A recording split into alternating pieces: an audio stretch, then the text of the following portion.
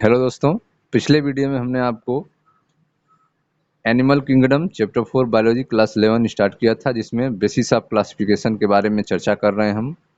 Level of organisation के बारे में हमने आपको बता दिया है।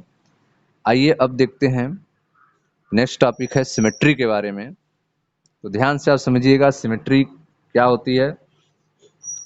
Animal can be categorised on the basis of their symmetry. Animal को हम उसके सिमेट्री के आधार पर कैटेगराइज कर सकते हैं, बांट सकते हैं। Sponge are mostly asymmetrical, that is any plane that passes through the center does not divide into them into equal half।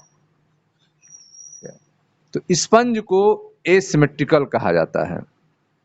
Sponge में कोई भी सिमेट्री नहीं पाई जाती है, अर्थात स्पंज के बॉडी को आप किसी भी प्लेन में काटें तो जो कटे हुए भाग होते हैं वे एक जैसे नहीं दिखेंगे। कटे हुए भाग जो हैं अलग अलग तरह के दिखेंगे, इक्वल हाफ नहीं होंगे, इसलिए उनको एसिमेट्रिकल कहा जाता है।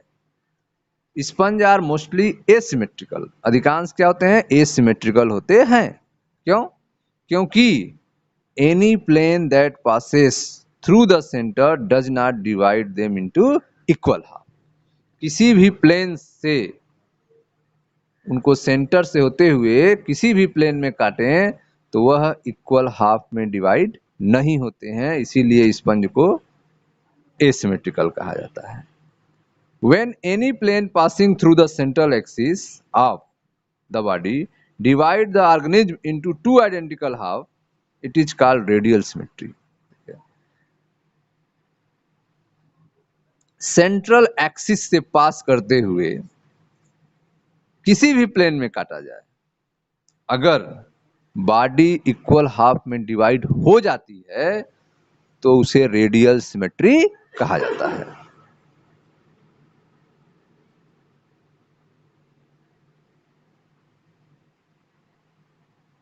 जब किसी भी सेंट्रल एक्सिस से गुजरने वाली रेखा एनिमल के बॉडी को दो समान भागों में विभाजित करती हो तो इसे रेडियल सिमेट्री कहा जाता है। जैसे कि सिलेंट्रेट्स में पाया जाता है, टिनोफोर्स में, इकाइनोडर्म्स में। Coelenterate, ctenophore, echinoderm have this kind of body plan. उनमें इस तरह के बॉडी प्लान पाए जाते हैं। जैसे देखें यहाँ पे रेडियल सिमेट्री, यह आपका हाइड्रा का फिगर है, सिलेंट्रेटा का यह एनिमल है। इसके बॉडी को, यह इसका सेंट्रल एक्सिस है, सेंट्रल एक्सिस इस प्लेन से पहले कट किया गया। तो जब इस प्लेन से आप इसके बॉडी को कट करेंगे तो इधर का पार्ट और इधर का पार्ट दोनों सेम होंगे। फिर या फिर इस प्लेन से काटते हैं, ऐसे काटते हैं इसको, तो जो दो पार्ट बनेंगे इधर के और इधर के, वो कैसे होंगे, सेम होंगे। तो सेंट्रल एक्सिस से गुजरते हुए अगर हम बॉडी पार्ट को कट करें तो कटने वाले दोनों पार्ट जो हैं एक जैसे होंगे। ऐसे सिमेट्री को क्या कहेंगे, रेडियल सिमेट्री। रेडियल सिमेट्री किसमें पाई जाती है, सिलेंट्रेट, टिनोफोर्स एंड इकाइनोडर्म में रेडियल सिमेट्री पाई जाती है।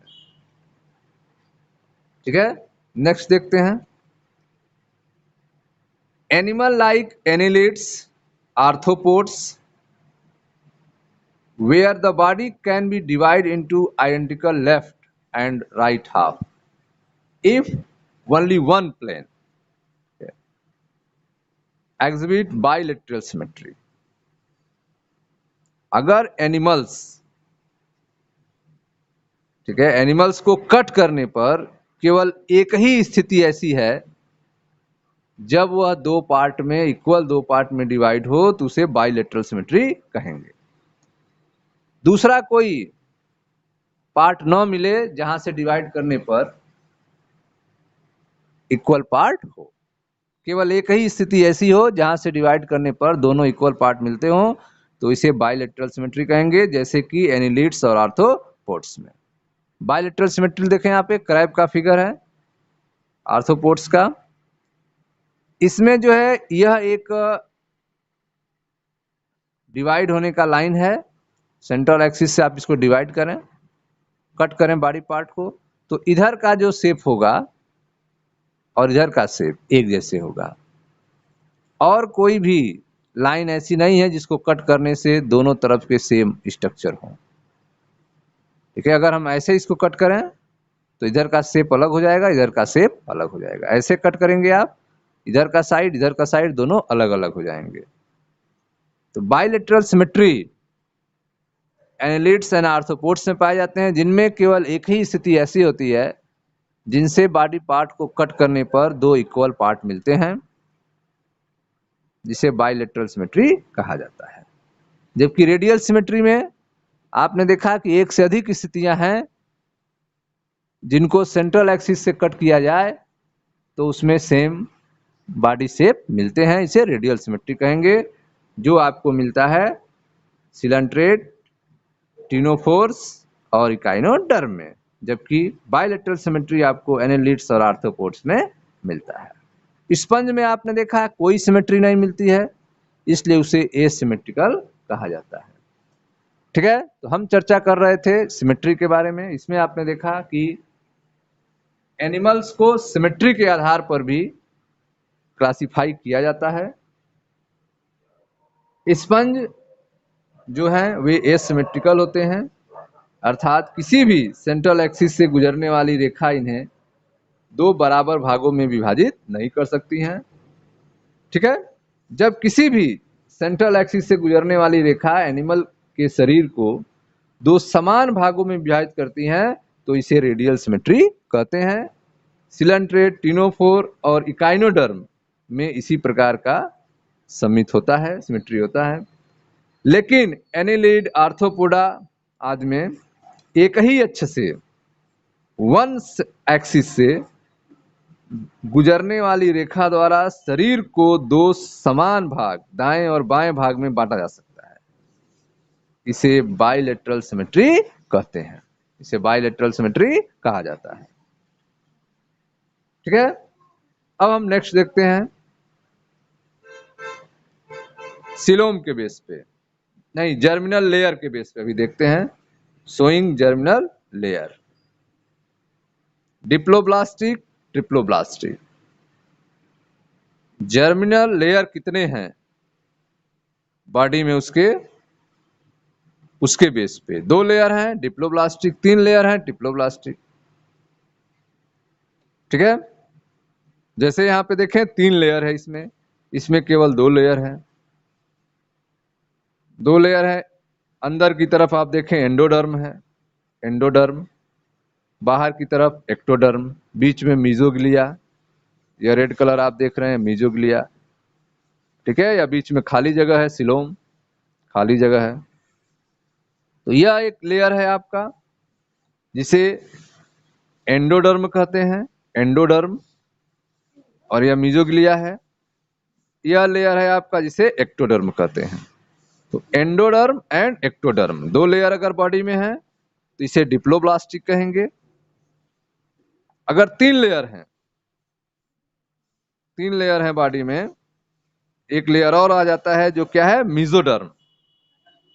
एक्टोडर्म एंडोडर्म के बीच में एक लेयर और आ जा रहा है, क्या, मीजोडर्म, तो इसे कहेंगे ट्रिप्लोब्लास्टिक।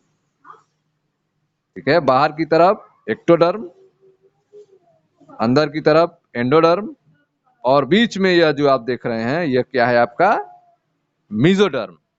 यहाँ पे तीन लेयर हैं।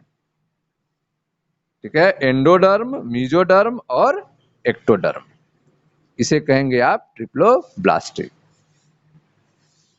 Diploblastic and triploblastic organisation, diploblastic and triploblastic organisation. Animal in which the cell are arranged into two embryonic layer and external ectoderm and internal endoderm are called diploblastic animal. Animals जिनमें sales जो हैं दो embryonic layer से बनी होती हैं। ऐसे animal जिनमें सेल का अरेंजमेंट जो है दो एम्ब्रियोनिक लेयर से हो, बाहर की तरफ एक्टोडर्म से और अंदर की तरफ एंडोडर्म से, इन्हें डिप्लोब्लास्टिक एनिमल कहा जाता है। इसका एग्जाम्पल है सिलंट्रेट्स। एग्जाम्पल क्या है? Coelenterates. An undifferentiated layer mesoglea is present between the ectoderm and endoderm. ठीक है, इनमें जो है एक्टोडर्म और एंडोडर्म के बीच में एक अनडिफरेंशिएटेड लेयर पाया जाता है जिसे मेसोग्लिया कहा जाता है। तो जिन प्राणियों में, जिन एनिमल में सेल्स जो हैं दो एम्ब्रियोनिक लेयर में व्यवस्थित होती हैं, जैसे कि एक्सटर्नल एंडोडर्म और इंटरनल एक्सटर्नल एक्टोडर्म और इंटरनल एंडोडर्म, वे डिप्लोब्लास्टिक एनिमल कहलाते हैं, जैसे सिलंट्रेट। ठीक है, ठीक है। इनमें जो है अनडिफरेंशिएटेड लेयर एक होता है मेसोग्लिया। अनडिफरेंशिएटेड लेयर आप देखें, यह क्या है? मेसोग्लिया। एक अनडिफरेंशिएटेड लेयर मेसोग्लिया होता है जो एक्टोडर्म और एंडोडर्म के बीच में होता है। नेक्स्ट आपने देखा those animal in which the developing embryo has third germinal layer, mesoderm. ठीक है, ऐसे एनिमल जिनमें एक तीसरा जर्मिनल लेयर पाया जाता है जिसे मेसोडर्म कहते हैं, जो कहाँ होता है? बीच में होता है, एक्टोडर्म और एंडोडर्म के बीच में होता है mesoderm, are called triploblastic animal. उसे क्या कहेंगे? ट्रिप्लोब्लास्टिक एनिमल कहते हैं। यह पाया जाता है प्लेटीहेल्मिन्थेस टू कार्डेट्स में।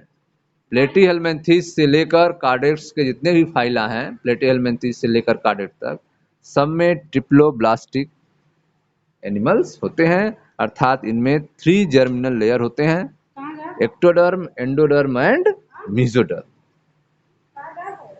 ठीक है, तो आपने देखा कि वे प्राणी जिनमें विकसित भ्रूण डेवलपिंग एम्ब्रियो में तृतीय लेयर मेसोडर्म होता है, उन्हें त्रिकोरकी कहते हैं, ट्रिप्लोब्लास्टिक एनिमल्स कहते हैं, जैसे प्लेटीहेल्मिन्थेस से लेकर कार्डेट्स तक। नेक्स्ट है आपका सिलोम के बेस पे। सिलोम के बेस पे division on the basis of coelom. देखें ध्यान से, यह आपका डायग्रामेटिक सेक्शन व्यू है। यहां देखें सिलोम, स्यूडोसिलोम और यह है एसिलोम। 3 स्ट्रक्चर यहाँ पे है जिनमें सिलोम पाया जाए। यह देखें गुहा है, खाली जगह है, बॉडी में खाली जगह है, बाहर आपका एक्टोडर्म, अंदर एंडोडर्म, मेसोडर्म, ये स्ट्रक्चर आप देख रहे हैं।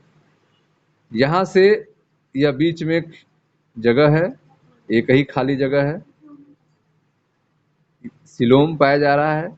इसे कहेंगे सिलोमेट। जिनमें एक ही खाली जगह हो उन्हें क्या कहेंगे? सिलोमेट कहेंगे। और यहाँ पे देखें कई जगह आप देखें खाली जगह बन रहे हैं। इस तरह से अगर कई जगह जो है स्पेस क्रिएट होंगे बॉडी में तो इसे स्यूडोसिलोम कहेंगे, स्यूडोसिलोम।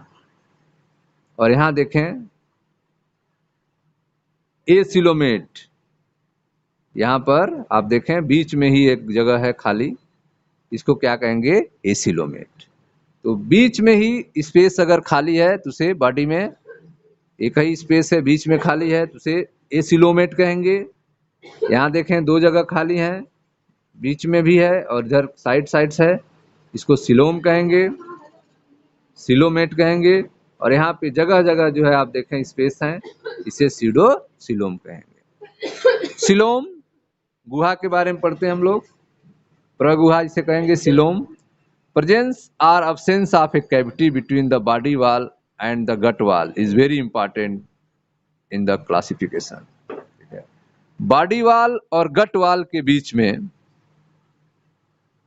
अब्सेंस ऑफ कैविटी, कैविटी का उपस्थित होना अनुपस्थित होना क्लासिफिकेशन में महत्वपूर्ण भूमिका निभाता है। प्रेजेंस और absence of a cavity between the body wall and the gut wall is very important in classification. Body wall and gut wall के बीच में कैविटी का उपस्थित या अनुपस्थित होना क्लासिफिकेशन में महत्वपूर्ण भूमिका निभाता है। The body cavity which is lined by mesoderm is called coelom.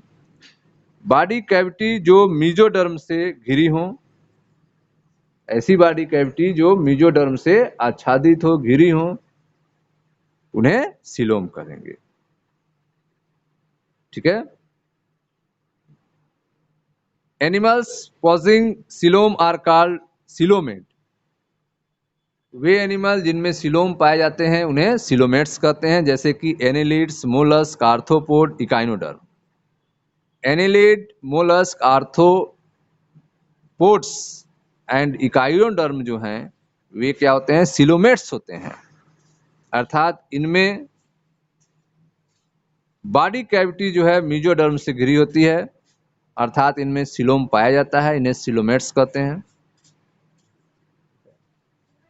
तो आपने देखा कि जो बॉडी कैविटी है और गट वॉल है, बॉडी कैविटी एंड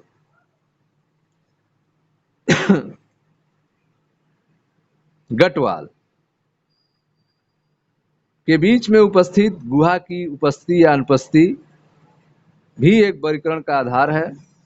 मेसोडर्म से कवर शरीर, मेसोडर्म से कवर बॉडी कैविटी को सीलोम कहा जाता है, देहगुहा कहा जाता है, और इससे जिनमें यह पाया जाता है ऐसे एनिमल को सीलोमेट्स कहते हैं, जैसे annelid, mollusc, arthropod, echinoderm, hemichordate और कार्डेट में।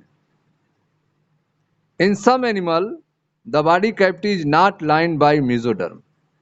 कुछ एनिमल्स ऐसे हैं जिनमें बॉडी कैविटी मेसोडर्म से ढकी नहीं रहती है। Instead the mesoderm is present at scattered pouches in between the ectoderm and endoderm. Mesoderm जो है वह पाउच के रूप में, ठीक है, स्कैटर्ड पाउच के रूप में एक्टोडर्म और एंडोडर्म के रूप में फैली रहती है। देखें यहाँ पे एक्टोडर्म, एंडोडर्म, ये आपका एंडोडर्म है और यह एक्टोडर्म है, और यह मेसोडर्म जो है पाउच के रूप में जगह जगह आप देखें फैली हुई है। ठीक है। सच बॉडी कैविटी इज कॉल्ड स्यूडोसीलोम। ऐसे बॉडी कैविटी को क्या कहेंगे?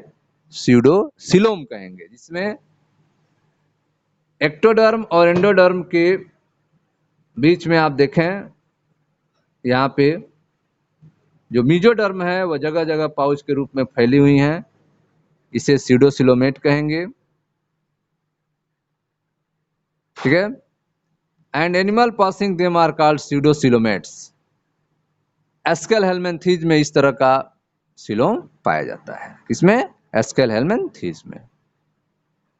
The animal in which body cavity is absent are called acoelomate. जिनमें बॉडी कैविटी नहीं पाया जाता है उन्हें एसीलोमेट कहते हैं। The animal in which body cavity is absent are called acoelomate, that is platyhelminthes. Platyhelminthes में बॉडी कैविटी नहीं होती है, इसे एसीलोमेट कहते हैं। ठीक है। जबकि एस्केल हेलमिंथीज में मेसोडर्म जो है जगह जगह फैला रहता है पाउच के रूप में, इसे स्यूडोसीलोमेट कहेंगे। और जब एक्टोडर्म एंडोडर्म के बीच में मेसोडर्म होगा, गुहा होगा, उसे सीलोमेट कहेंगे, जैसे कि annelid, mollusc, arthropod, echinoderm, hemichordate and chordate में। ठीक है। तो इस तरह से आपने देखा कि बॉडी वॉल और गट वॉल, ठीक है, बॉडी वॉल अर्थात शरीर भित्ति और गट वॉल अर्थात आहार नाल के बीच में गुहा की उपस्थिति और अनुपस्थिति जो है वर्गीकरण का आधार है। मीजोडर्म से ढकी हुई बॉडी वॉल को प्रगुहा कहा जाता है, सिलोम कहते हैं। और इससे जो ऐसे प्राणी होते हैं जिनमें यह पाया जाता है उन्हें सिलोमेट्स कहते हैं, जैसे एनिलीड, मोलस्क, आर्थ्रोपोड, एकाइनोडर्म, हेमिकार्डेट और कार्डेट। ठीक है, जबकि कुछ एनिमल्स में, ठीक है, कुछ एनिमल्स में यह जो सिलोम है वह मीजोडर्म से घिरा नहीं होता है, बल्कि मीजोडर्म जो है बाह्य त्वचा, एंडोडर्म और एक्टोडर्म के बीच बिखरे हुए अवस्था में पाए जाते हैं। ठीक है, उस कंडीशन में इन्हें स्यूडोसिलोमेट कहा जाता है एनिमल्स को, जैसे कि एस्केल हेलमिंथेस में। ठीक है, लेकिन जिन प्राणियों में बॉडी कैविटी नहीं पाई जाती है, सिलोम नहीं पाया जाता है, उन्हें एसिलोमेट कहा जाता है, जैसे कि प्लेटीहेल्मिन्थेस में। ठीक है, नेक्स्ट है आपका सेगमेंटेशन।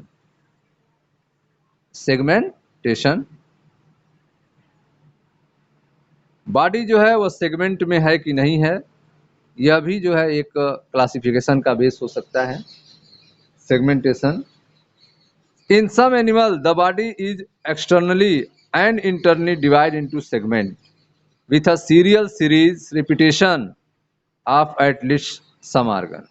ठीक है, तो कुछ एनिमल्स में बॉडी जो है वह बाहर से और अंदर से भी सेगमेंट के एक सीरीज के रूप में डिवाइड होती है। ठीक है, कुछ ऑर्गन्स तक जो है सीरीज के रूप में डिवाइड होती हैं।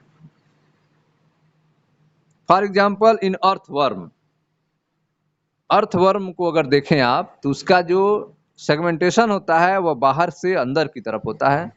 बाहर भी आप देखेंगे उसकी बॉडी पार्ट जो है सेगमेंट से जुड़े रहेंगे एक सीरीज के रूप में, और अंदर से भी ऐसा होगा। The body show this pattern called metameric segmentation and the phenomena is known as metamerism. इस तरह से बॉडी पार्ट को शो करना मेटामेरिक सेगमेंटेशन कहलाता है, और इस फिनोमेना को, इस घटना को मेटामेरिज्म कहते हैं। ठीक है, तो आपने देखा कि कुछ प्राणियों में, कुछ एनिमल में बॉडी जो है वह एक्सटर्नल और इंटरनल दोनों ओर से सेगमेंटेड होते हैं, विभाजित होते हैं, जिनमें जो है कुछ ऑर्गन जो है कि रिपीटिशन होता है। इनमें जो है कुछ ऑर्गन का सीरियल रिपीटिशन होता है। ठीक है, जैसे कि अर्थवर्म में, इनमें जो है body show this pattern called metameric segmentation. इस तरह से बॉडी को पैटर्न दिखाना मेटामेरिक सेगमेंटेशन कहलाता है, और इस फिनोमेना को मेटामेरिज्म कहते हैं। नेक्स्ट है आपका notochord. Notochord, notochord is a मेसोडर्मली derived rod-like structure formed on the dorsal side during embryonic development of some animal। कुछ एनिमल्स में एम्ब्रियोनिक डेवलपमेंट के दौरान, ठीक है, मेसोडर्म से एक रॉड लाइक स्ट्रक्चर तैयार होता है जिसे नोटोकार्ड कहते हैं। ठीक है, तो कुछ एनिमल्स में एम्ब्रियोनिक डेवलपमेंट के दौरान मेसोडर्म से रॉड लाइक स्ट्रक्चर तैयार होता है जिसे नोटोकार्ड कहते हैं। Animal with notochord are called chordate, जिनमें ये नोटोकार्ड पाए जाते हैं उन्हें कार्डेट कहेंगे। And those animal which do not form this structure are called non chordate, और जिन एनिमल में यह स्ट्रक्चर नहीं पाया जाता है उन्हें नॉन कार्डेट्स कहेंगे। पोरीफेरा टू इकाइनोडर्म, पोरीफेरा से लेकर इकाइनोडर्म तक ये सब क्या होते हैं, नॉन कार्डेट्स होते हैं। ठीक है, तो आपने देखा कि बॉडी में मेसोडर्म से बना हुआ नोटोकार्ड अगर उपस्थित है, एक rod like structure dorsal side में उपस्थित है, तो उसे कार्डेट्स कहेंगे। और जिनमें नहीं होगा उन्हें नॉन कार्डेट्स कहेंगे, जैसे पोरीफेरा से लेकर इकाइनोडर्म तक। ठीक है, तो नोटोकार्ड की उपस्थिति जो है कार्डेट्स और नॉन कार्डेट्स में डिवाइड करती है, और यह नोटोकार्ड जो है मीजोडर्म से उत्पन्न होता है। तो ये था आपका क्लासिफिकेशन के बारे में, कैसे जो है हम लोग क्लासिफिकेशन करेंगे। ठीक है, मिलते हैं नेक्स्ट वीडियो में जहाँ पे क्लासिफिकेशन ऑफ एनिमल्स की चर्चा की जाएगी। ठीक है, यहाँ पे एक टेबल है, इसके बारे में थोड़ा सा चर्चा कर लिया जाए। फिगर 4.4 के बारे में, kingdom, level of organisation, symmetry, body cavity or coelom, phylum. ठीक है, एनिमेलिया मल्टीसेलर ऑर्गेनिज्म की बात की जा रही है यहाँ पे, Animalia multicellular. Level of organisation दो पार्ट में डिवाइड होते हैं, cellular level and tissue organ system level. ठीक है, तो सेलुलर लेवल ऑफ ऑर्गेनाइजेशन जो है वह पाया जाता है फाइलम पोरीफेरा में, जिसका आपने एग्जाम्पल पढ़ा स्पंज के बारे में। ठीक है, सेलुलर लेवल ऑर्गेनाइजेशन किस में पाया जाएगा? पोरीफेरा में। बाकी टिश्यू ऑर्गन सिस्टम पाए जाएंगे अन्य में। सिमेट्री की बात की जाए तो रेडियल एंड बाइलेटरल सिमेट्री, दो सिमेट्री होती है। रेडियल सिमेट्री पाई जाती है सिलेंट्रेटा में और टीनोफोरा में। सिलेंट्रेटा को निडेरिया भी कहते हैं, और टीनोफोरा, इन दोनों में पाया जाएगा रेडियल सिमेट्री। बाइलेटरल सिमेट्री बाकी में पाया जाता है। फिर body cavity of coelom, body cavity और सिलोम के बेस पे डिवाइड करते हैं। विदाउट बॉडी कैविटी, जिनमें बॉडी कैविटी न हो, एसिलोमेट कहेंगे, जैसे कि प्लेटिहेल्मिन्थीज में। जिनमें फॉल्स सिलोम हो सर्किल के रूप में, स्यूडोसिलोमेट्स, जैसे कि एस्केल हेल्मिन्थीज में। और जिनमें ट्रू सिलोम पाया जाता हो उन्हें सिलोमेट्स कहते हैं, जैसे कि एनेलिड, आर्थ्रोपोड, मोलस्क, एकाइनोडर्म, हेमिकार्डेट और कार्डेटा में। ठीक है, तो इस तरह से आपने देखा कि किंगडम एनिमेलिया को कैसे हम लोग level of organisation, symmetry, body cavity में डिवाइड करते हैं। मिलते हैं नेक्स्ट वीडियो में जहाँ पे हम लोग क्लासिफिकेशन ऑफ एनिमल पढ़ेंगे, फाइलम पोरीफेरा के बारे में समझा जाएगा। Thank you.